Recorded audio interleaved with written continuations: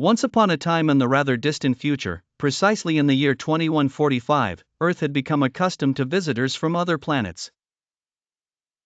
Aliens, quite the mystifying sorts, had been integrating into society, much like foreign exchange students, only these ones came from Tribble Truzzle, Gorple and Bleep Blop galaxies. Our story begins in a quaint little pub known as the Intergalactic Sozzle, where humans and aliens equally indulged in questionable beverages. Bert, a plump Earthling with a penchant for cheese puffs and conspiracy theories, sat at one end, gazing suspiciously at a new alien arrival. Bert, convinced that the new alien was here to steal faces, leaned over to his friend, Jim, a sensible member of the human race who, unlike Bert, had grasped logic. "Look at 'em, Jim. They're here to take our noses and sell 'em on their intergalactic black market," Bert whispered.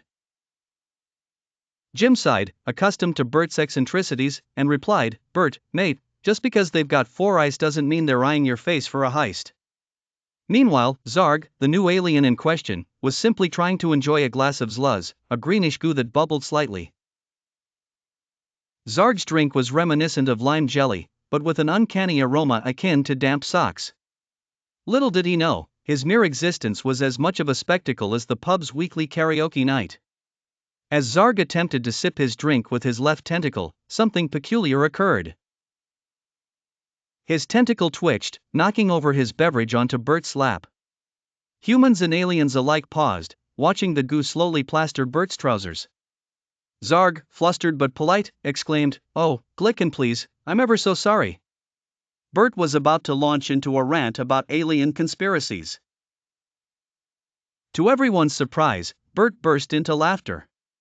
His trousers, remarkably untouched by Zaarg's spill, appeared to have an anti-goo mechanism thanks to his wife's decision to laminate them.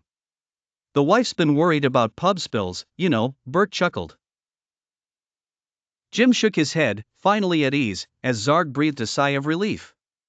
Bert's paranoia melted away, leaving a lasting friendship between the alien and the Earthling. As the laughter subsided, they returned to their drinks and wisecracks, merely another night at the Intergalactic Sozzle.